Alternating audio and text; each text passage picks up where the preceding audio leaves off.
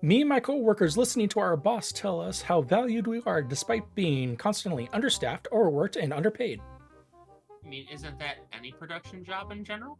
Pretty much. However, it gets put on a new high once you're actually put on a timer. Oh yeah, yeah, no, 100%.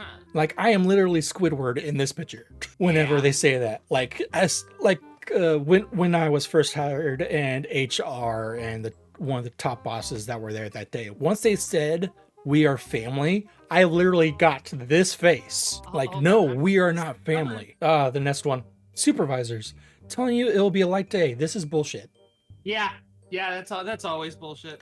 There have been days where they tell us like I've worked days where they say it's a 17K day package, which is granted a lot. That's usually about 4, maybe less hours. And it turns into a 21 package day, 21K package day. And you are just angry beyond belief. Oh yeah, yeah, 100%. I mean, I'm sort of in the same thing, except I'm in the medical field, so. Yeah, this one right here, I have no experience with. You know, honestly, I'm one of those assholes. I would definitely do this. I'm like, this was left at the wrong one. No doubt there is no 289. Yeah, the thing is though, is that usually if it's an error, it comes back with a code. Like this one, I believe is a code. Hold on, I'll be right back. I actually have the code packet number somewhere. 5 minutes later. It's a code 2, incorrect recipient address. That's a code 2 right there. So this would be a code 2. So there would be there's technically no need for all this drama that they just wrote all over this thing. Because the way it's done is that once a package is returned to the driver puts on a code on a plus signal. So in the left-hand top corner, it would be the code number. And then in the left-hand top code number would be the date. And then the bottom 2 is various descriptions on why it wasn't delivered. When you work the weekend after Black Friday at FedEx, here's the thing. See, here's what I have to say, because you can think like, okay, this is going to war. No, the war begins Monday. Okay, that's when the war begins, because that's Cyber Monday. Cyber Monday is when you go to war. Nah, this is when this is in a way incorrect. Because the war begins in October. That's when everybody's working extra hours and there's a lot more packages. That's when the war begins. Like as soon as boxes come back, we are beyond caring. All right. I hate to say it, but I believe it. All right. Let's talk about this picture, this GIF that people like to send me. Oh. Yeah. Of this woman throwing FedEx boxes in the back of a FedEx truck with no care in the world. Of what's in it. And giving a thumbs up to the other person. I don't know who that is. But I don't see FedEx anywhere on their uniform, so I doubt it's someone from FedEx. But yeah, this gives me so much grief because there have been... So when you are a primer, you are the first in the building and you go through all the trucks to rescan all the packages so that it's in the manifest that it's at your location. And there are days where we hate the drivers because they have no sense of being, considerate of people who have to clean up their trucks after they come by. So, we have to scan their packages, code them to the next truck that they go to, if they do go to a different truck, and then put them neatly in the truck.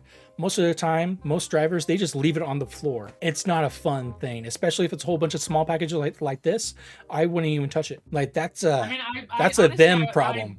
I honestly wouldn't blame you. Like, make them freaking take care of it, because that's bullcrap.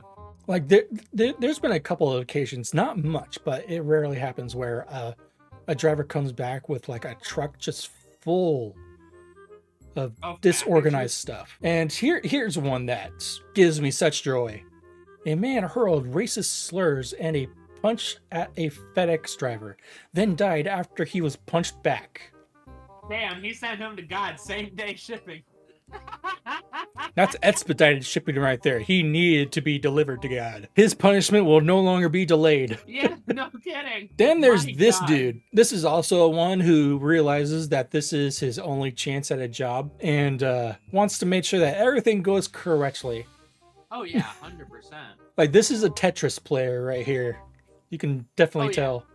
Mm-hmm. And another one of a very neat and organized truck, except for this bed right here. It's leaning out a little bit too far, but I don't blame them for the bed. I like this. A lot of designers like to point out the arrow created by the negative space between the E and the X on the FedEx logo. However, what they fail to notice is that the logo also has an image of a catapult they use to launch your fragile goods into a truck. The E.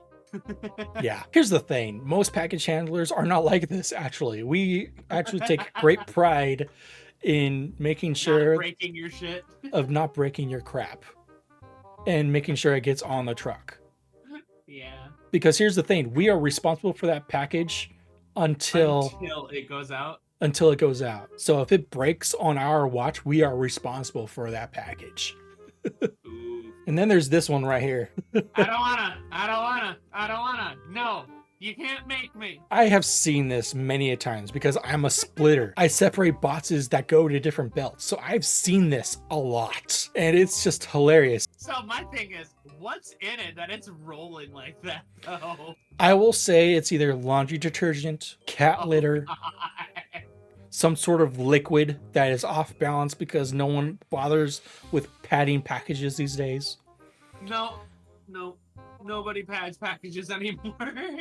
Or some other offset piece of heavy stuff that's in a box. Oh yeah, no, 100%. Like that is that, and I believe that's all. Yeah, that's everything. So thank you all for watching this very extensive, probably multi-part series. Again, this is Riker Reeve telling you to have a good day and a good night.